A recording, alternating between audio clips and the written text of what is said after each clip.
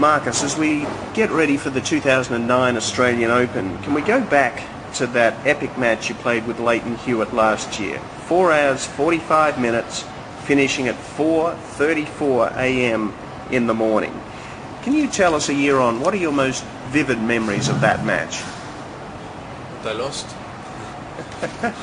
What can I say? No, it was a very tough match. I remember, basically I don't remember lots, but I remember it was painful after the loss, and it took me a while to forget it and start moving on.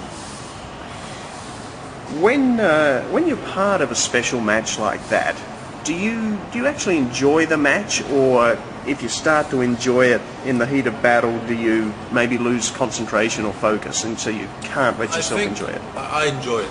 I enjoy the battle. I enjoy being in these situations because there is so much emotion. Even if you lose the match, there are emotions, and I think I am working for these emotions. That's what I'm looking for, and that's why I'm working so hard for. And it's a pleasure. It's a pleasure playing in front of crowds like that. Even if it's at 3 o'clock in the morning, the atmosphere was unbelievable. The people stayed to watch the whole match, and I find that amazing. And that's why I'm working hard and playing tennis for. Have you watched a full replay of that match? No. Really? Have you watched any of that match? Just some points with my coach this winter, because that was the only matches we had on tape for this year to prepare this year. I mean, the last year to prepare this year. So we watched a bit on that, but not a lot. Have you deliberately not watched the full match because it was a painful loss, or?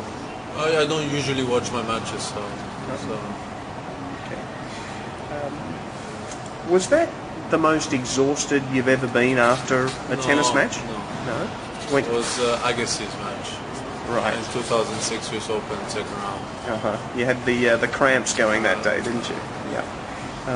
But did it take you a few days to recover from that Hewitt match? Yeah, for sure. Yeah, It took me 3-4 days to recover, and I mean, and even I think Lleyton had problems in the next round match against Djokovic. He just played one set, and then he was a bit tired.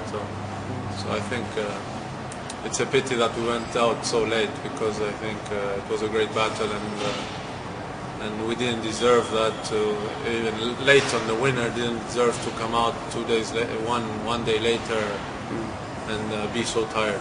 Yes. And what are your memories of getting back to the hotel? Did you have anything to eat? How long did it take to fall to sleep? I remember I went back in the hotel. It was 7 o'clock in the morning, and people were coming down for breakfast in the elevator, and then I went to sleep. I couldn't sleep.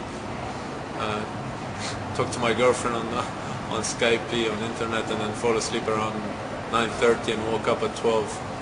Right, so just 2.5 hours sleep that day. Yeah. And how many text messages or emails did you have from your friends who had watched that? Lots, not only from friends, but also from people from my country, and a lot of people wrote me messages, and I really appreciate that.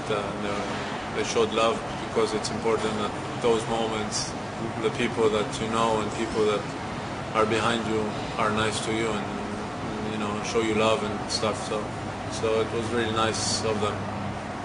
And to this day, do you have people still come up to you and say, "I was there at that match," or "I watched that match on TV"? Not for the moment, no. But maybe if I go back to Melbourne, maybe we'll speak more about that match. I'm sure they will.